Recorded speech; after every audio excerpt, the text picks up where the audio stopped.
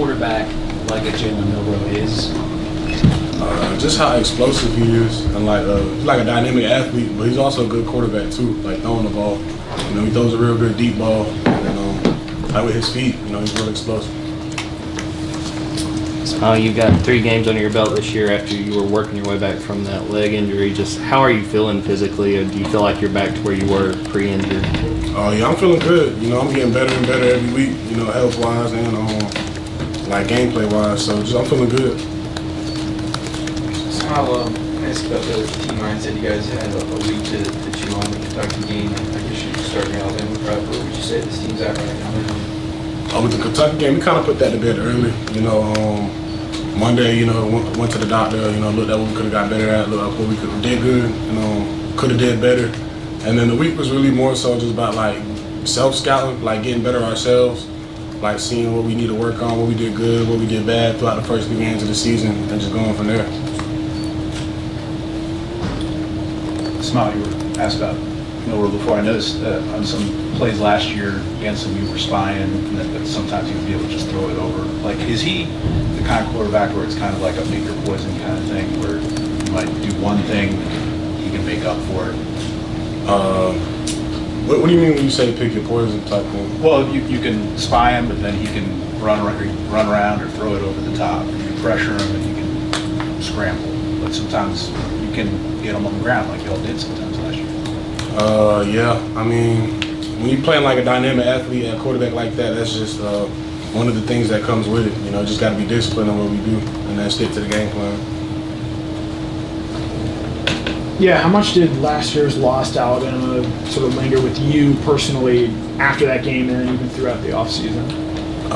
You know, it lingered a lot, you know, personally, just because that's not really, it kind of like stopped us from getting to where we wanted to go, you know, with our goals for last season. So it lingered a lot with me, and I know with a lot of other guys. Yeah, just to ask about Milroe one more time, how difficult is it as a guy in your position to know when to come up and make a tackle, when to hang back, and kind of defend against pass? What goes into those decisions on a play-by-play basis? Really the play call, what we're doing on defense. Like sometimes, you know, it's our job to go do that. Sometimes you got to sit back and kind of spy them. So really just the play call, knowing what the D-line's doing and just being able to execute. Well, just based on your timeline here, your history with Alabama along with Georgia's is pretty intense. I just wonder, you know, in terms of rivalries and that kind of stuff, I mean, what are your feelings emotionally about facing Alabama, and does that feel like I don't know, like a Mount Everest you guys are trying to scale to get over that mountain? I mean, you say get over the mountain. I wouldn't say it's like getting over a mountain because, you know, we done did that before. But it's fun, really. Like, it's the kind of games like you like dream about playing as a kid. You know, a big game like this. You know, they're a real talented team. We're real talented, so it's gonna be like exciting. So it's more so like an excitement feeling for me personally, more so than like trying to like scale a mountain. Smael, I guess Nick Saban's probably Alabama coach for most of your life, and you grew up kind of watching college football with him there. What's it going to be like to play a Bama team with a different guy coaching them? I mean, it's still Alabama, you know. You're still going to go out there and play Bama. I don't really know how to answer that question, honestly. But I feel like nothing really changes much for me. Smael, you've obviously been a part of a lot of big wins and close wins like Kentucky. What does a close road win do for a team in the locker room? I guess you guys have different personalities every year, coach says. I feel like you learn more about your team in like a close game versus like when you blow a team out. Because, you know, when we played at Kentucky, it showed us like a lot of what we got to work on to get where we want to go in the season. So really, if you go about it the right way, like close wins are good for the team, I feel like, because it gives you more to go off of. Yes, Smael, you've obviously been asked about defending Jalen Milroe, but how are y'all going about preparing for him? Is there anybody on the roster that might provide that level of athleticism at the quarterback position? How are y'all getting a look at it in practice, essentially?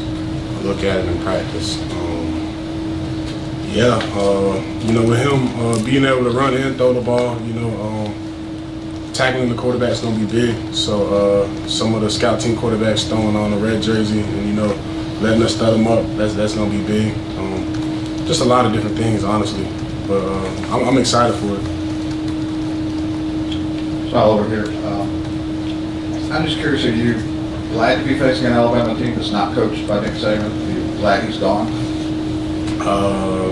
I really don't feel like any type of way personally about it. You know, to me, it's still Alabama. They're still like a real talented team. Got a lot of athletes on their roster. You know, they're still big, strong, and physical. So whether Nick Saban's there or not, they're still a good football team. Smael, what have you seen from Raylan through 3 games this year? Raylan's grown a lot, you know, from this year. From last year to this year. You know, but seeing the way like Raylan works though, ever since he came in, like that's something like I kind of knew was gonna happen. So like I expect like big things from Raylan like going on in the future. Just like how he works and attacks to like preparation really. Like him and CJ both, they do like a real good job like on how they prepare. Like especially for how young they are. Right, from a leadership perspective, what impact did that losing that SEC championship game a year ago have on you as a veteran leader of this team to approach kind of the process, not just from game to game, but from that point to where you're at now? I feel like a loss like that, it kind of like fueled a lot of guys throughout the off season. You know, kind of gave a lot of guys something to like work towards. Not necessarily like a rematch versus Bama, but just like the ultimate goal of where we're trying to get at the end of the season.